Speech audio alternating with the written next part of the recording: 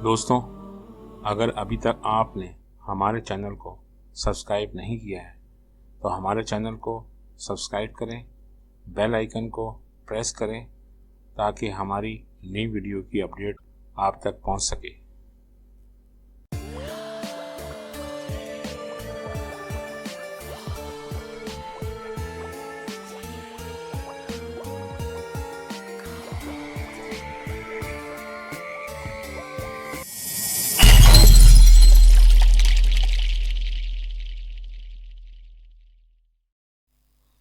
السلام علیکم میرے عزیز دوستوں اور ساتھیوں، روحانی عامل آپ سے مخاطب ہے۔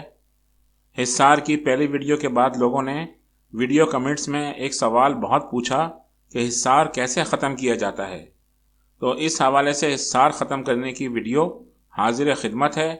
دوستوں، سب سے پہلے یہ بات جان لیں کہ حصار کی بے شمار مختلف اقسام ہوتی ہیں، اور یہ بات عملیات کے اصول و قوانین میں سے ہے کہ جس چیز کو بنایا جائے اسے لازمی ختم بھی کیا جائے تاکہ بوقت ضرورت اسے دوبارہ حاصل و قائم کیا جا سکے۔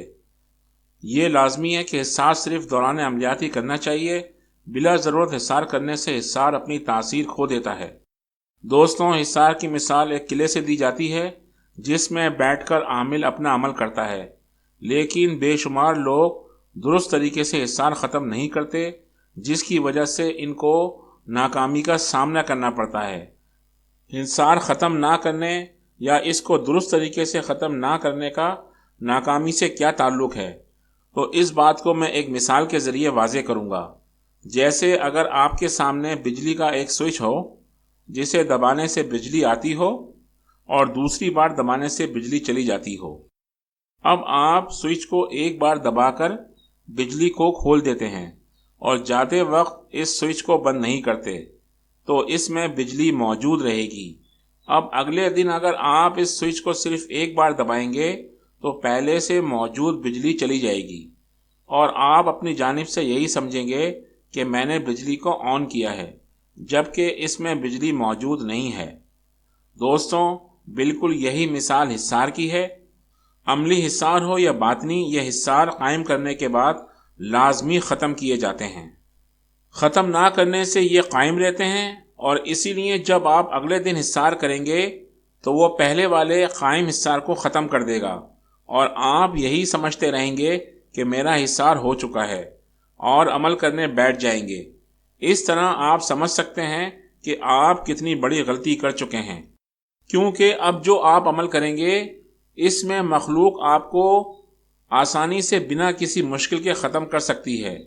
بے شمار عامل اسی طرح کی غلطیاں کرتے ہوئے نقصان اٹھا کر کہتے ہیں کہ ہم نے تو سب ٹھیک کیا تھا، شاید عمل غلط تھا یا ہماری قسمت خراب تھی۔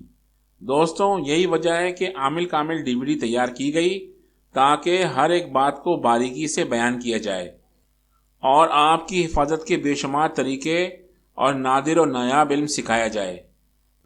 دوستوں، حصار کی قسمیں بتانے سے پہلے یہ بات واضح کر دوں کہ حصار کوئی بھی ہو، حفاظت سب سے ہوگی۔ بس کچھ حصار زیادہ تاثیر والے اور کچھ طاقتور اور خاص ہوتے ہیں۔ جس طرح ہر کام اپنے وقت پر ٹھیک ہوتا ہے، اسی طرح موقع اور عمل کے حساب سے حصار قائم کیا جاتا ہے۔ دوستوں، اب آپ کو اسکرین پر حصار کی قسمیں نظر آ رہی ہوں گی، جس میں پہلی عام حصار اور دوسری خاص حصار۔ عام حصار یہ وہ حصار ہوتے ہیں جو کہ بہت مشہور ہوتے ہیں، مگر انہیں ختم کرنا لازمی ہوتا ہے کیونکہ ان کی تاثیر کم ہوتے ہوتے ختم ہو جاتی ہے۔ یہ آسانی سے مل جاتے ہیں۔ انہیں ختم کرنے کا طریقہ یہ ہوتا ہے کہ جس طرح حصار قائم کیا گیا ہے ٹھیک اسی طرح ختم بھی کیا جائے، بس فرق اتنا ہوتا ہے کہ چکر الٹا ہونا چاہیے۔ خاص حصار یہ وہ حصار ہوتے ہیں جن کو باقاعدہ بڑی محنت سے حاصل کیا جاتا ہے۔ انہیں ختم کرنے کی ضرورت نہیں ہوتی، بس ان کا ورد کرتے رہیں۔